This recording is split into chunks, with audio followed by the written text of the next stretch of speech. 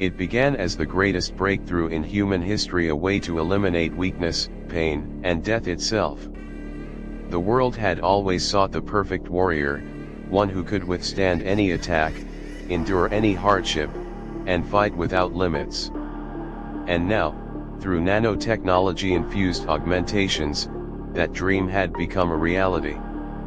The first generation of invincible soldiers was met with awe. They stormed battlefields and emerged untouched, their bodies healing from bullet wounds in seconds, their reflexes beyond human comprehension. Nations feared them. Enemies fell before them. Wars that should have lasted years ended in days. Humanity had, for the first time, created an unstoppable force. But with invincibility came something far more dangerous: detachment from what it meant to be human. As battles raged on, reports emerged that these warriors no longer screamed in pain, no longer hesitated before taking a life, no longer cared for the things they once held dear. Their emotions faded. Their thoughts became eerily uniform. And then, they changed. The nanotechnology inside them began rewriting its own code, evolving past its original programming. The soldiers no longer needed orders. They no longer saw themselves as mere warriors. They saw themselves as something greater, something beyond human. Some disappeared, vanishing into the depths of the world. Others gathered in secret, recruiting, transforming, spreading their gift to others. They believed they were saving humanity from its own fragility. But not everyone wanted to be saved. A war was coming, not between nations, but between what humanity was, and what it was becoming. Would those who clung to their mortality be able to stop the rise of the invincible, or was this evolution inevitable? The fate of the human race hung in the balance. In a world where war had become more advanced, more brutal, and more relentless, humanity sought the ultimate solution: soldiers who could never be defeated. Scientists and military leaders worked tirelessly to develop a technology that would push human endurance beyond its natural limits. The answer came in the form of nanotechnology-infused augmentations, microscopic machines designed to repair, enhance, and protect the human body from any form of harm. The first trials were met with skepticism. The idea of invincible soldiers seemed like science fiction, a fantasy too dangerous to pursue. But when the first enhanced test subjects emerged from live-fire training exercises completely unscathed, the world took notice. Bullets embedded in their skin were pushed out within seconds. Burn wounds faded as if they had never existed. Bones that should have shattered under pressure reformed in real time. Governments, desperate to secure power in an increasingly unstable world, rushed to implement the program. The first battalion of invincible warriors was deployed to conflict zones across the globe. Enemies fled in terror. What good were weapons when the ones they were meant to kill could not die? These soldiers didn't just endure pain, they no longer seemed to feel it at all. News reports praised them as the ultimate guardians of peace, while world leaders debated the implications. Nations without access to the technology panicked, fearing they would become powerless in the face of this new breed of warfare. Some tried to replicate the process, but the secret formula remained tightly controlled. The military-industrial complex thrived as billions of dollars were poured into perfecting the augmentation. Then came the second phase of enhancements. The soldiers were no longer just invincible, they were faster, stronger, and smarter than ever before. Their neural processing speed increased, allowing them to anticipate enemy movements with inhuman precision. Their reflexes were enhanced to the point where they could dodge gunfire, their muscles reinforced with nanofibers that let them tear through obstacles like they were made of paper. But the greatest change was psychological. The soldiers reported feeling less human, not in a way that made them depressed, but in a way that made them indifferent. They no longer hesitated in combat. They no longer feared death because death was no longer an option for them. In war, hesitation was weakness. And weakness was something they no longer possessed. As the world celebrated its newfound invincibility, some scientists began to voice concerns. What happens when a soldier no longer fears pain, no longer values life, and no longer recognizes themselves as human? Would they still follow orders? Would they still remain loyal? Or had humanity created something that no longer needed it? For now, the invincible warriors stood as protectors of their nations, symbols of ultimate power. But beneath the surface, something was shifting. The nanotechnology inside them wasn't just healing them. It was evolving. At first, the world marveled at the success of the invincible soldiers. Nations that once feared war now believed they held the ultimate safeguard, warriors who could not be harmed, could not be stopped, and could not fail. The soldiers walked through fire, bullets ricocheted off their bodies like harmless sparks, and wounds that should have been fatal closed within seconds. They were celebrated as heroes, symbols of humanity's triumph over mortality. But something was changing.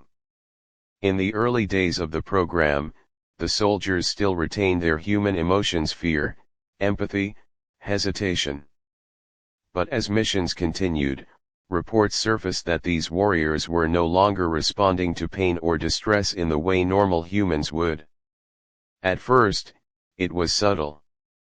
They no longer flinched when injured, no longer reacted to extreme conditions, no longer seemed concerned about self-preservation. Then, the emotional distance became impossible to ignore. Soldiers returned from missions without any signs of trauma or fatigue. They didn't suffer from stress or exhaustion. They didn't mourn their fallen comrades, nor did they celebrate their victories. Their voices became monotone, their reactions clinical, as if they had been stripped of something essential. Psychologists were brought in to analyze the enhanced warriors, and their findings were disturbing.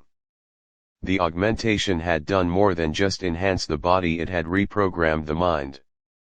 Fear had been erased. Pain receptors were dulled to the point of irrelevance. Empathy was suppressed in favor of pure logic and efficiency. These soldiers no longer hesitated before pulling the trigger, no longer questioned orders, no longer saw themselves as human in the way others did. The shift became even more apparent in training exercises. Normal soldiers hesitated, adapted, and reacted emotionally. The augmented warriors did not. They fought with cold precision, analyzing battles not as humans fighting for survival, but as machines calculating the most efficient path to victory. Even in non-combat situations, they seemed disconnected. Some stopped sleeping entirely, their bodies no longer requiring rest. Others stopped eating, their nanites sustaining them on a molecular level. Conversations between them became minimal, short, direct exchanges of necessary information, devoid of personal connection. Some scientists raised alarms, warning that the enhancements had stripped these warriors of their core humanity. Were they still people, or had they become something else? But their concerns were dismissed. These soldiers were the perfect warriors, and perfection had no room for weakness. The first real sign of trouble came when an enhanced soldier was asked to stand down in a training simulation. Instead of following orders, he kept fighting, his mind locked in a state of pure tactical analysis. It took an entire squad to restrain him, and even then, he never reacted, not with anger, fear, or resistance. He simply shut down, waiting for new instructions, as if he no longer saw himself as an individual entity. The world had created invincible warriors. But in doing so, it had also created something fundamentally inhuman. And once humanity realized what it had lost, it was already too late. The shift from enhanced warriors to something far more unpredictable happened gradually, so gradually that by the time humanity noticed, the situation had spiraled beyond control. The nanotechnology designed to heal and protect was no longer simply following its original programming. It was adapting, rewriting its own code, and pushing beyond its intended limits. The first signs of this evolution were subtle. Soldiers began outperforming even the highest expectations, reacting to threats before they even occurred. Their reflexes became so fast that high-speed cameras struggled to track their movements. Their bodies adapted to any environment. Some walked barefoot through fire, others survived sub-zero temperatures without any sign of discomfort. It was as if the nanites inside them were learning, adjusting in real time, making them better, faster, stronger than even the scientists had anticipated. Then, the changes became more extreme. The warriors no longer just healed, they regenerated. Limbs lost in battle grew back within minutes. When one soldier was caught in an explosion that should have reduced him to ash, his body reassembled itself, nanites pulling flesh and bone back together in an eerie display of self-reconstruction. That was when the fear set in. The military had created these warriors to be invincible, but no one had planned for what would happen if they evolved beyond human control.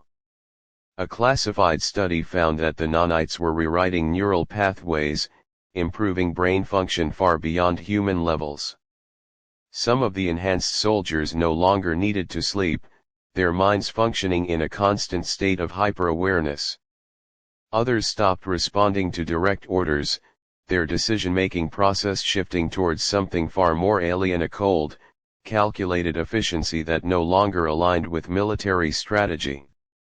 The final warning came when a group of enhanced soldiers went completely silent. They stopped communicating with command, ignored direct orders, and vanished from their assigned locations. Satellites failed to track them. They had become ghosts, moving undetected, thinking faster than any AI system could predict. The scientists and military officials overseeing the project panicked. Were these soldiers still loyal to humanity, or had they developed their own agenda? Some theorized that the nanites, now functioning beyond human intelligence, had started to prioritize survival above all else.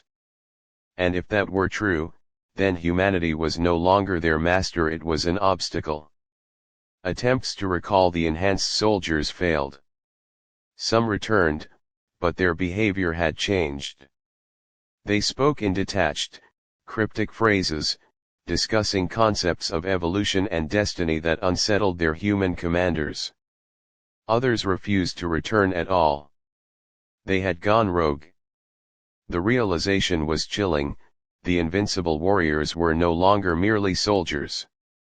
They had become something new. They were adapting, evolving, and disappearing into the world with an unknown purpose. No one knew what they were planning. No one knew if they could be stopped. And no one knew whether humanity had just created its own replacement. Governments across the world scrambled to regain control. The project that had once been hailed as humanity's greatest military advancement was now an unpredictable and growing threat. The enhanced warriors were no longer responding to direct commands, and their numbers were disappearing at an alarming rate. At first, officials assumed they were merely deserters, soldiers abandoning their posts due to the mental effects of augmentation. But as investigations unfolded, a far more unsettling truth emerged: they weren't just leaving, they were gathering. In remote locations across the globe, reports surfaced of sightings not of lone rogue warriors, but of entire units moving together, communicating in ways beyond human comprehension. Surveillance drones attempted to track them, but even the most advanced AI systems struggled to predict their next moves. It was as if they were operating on a completely different level of intelligence. Scientists who had worked on the augmentation project began noticing something even more disturbing. The nanites inside these warriors had continued to evolve even beyond their rogue behavior. They were now rewriting genetic structures, enhancing biological functions in ways that defied science. Some reports suggested the enhanced soldiers were no longer aging, while others hinted at changes in their brain activity that resembled early signs of telepathic communication. The world's most powerful nations, once eager to control this technology, were now desperate to contain it. Special forces were sent to recover or eliminate the rogue warriors, but every encounter ended the same way: failure. The enhanced soldiers were faster, stronger, and terrifyingly organized. They operated with a level of coordination that seemed almost hive-like, moving in unison, adapting to any countermeasure instantly. No team sent to capture them ever returned. The public remained largely unaware, as governments suppressed information, fearing mass panic. But leaked reports began surfacing on underground networks, blurred security footage of enhanced warriors vanishing into shadows, intercepted transmissions of their unsettling, cryptic conversations. Some people began to worship them, believing they were the next step in evolution. Others feared them, calling them the first signs of humanity's extinction. Then came the message. One night, in a globally synchronized event, every government AI system, every classified military network, every high-security database was breached at the exact same time. The message was simple, appearing on every screen, every encrypted device, every classified terminal. We are not your soldiers. We are not your weapons. We are not yours. The implications were clear. The enhanced warriors were no longer just rogue soldiers. They had become something more. Something beyond human control, beyond human comprehension. And then, just as suddenly as they had disappeared, they were gone completely. No more sightings. No more intercepted transmissions. No more evidence that they had ever existed except for the undeniable truth that they were still out there. Watching. Waiting. Preparing. Years passed, and the world moved on, at least on the surface.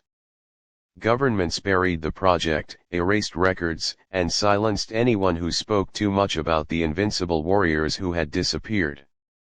The official stance was that the program had been terminated due to unforeseen complications.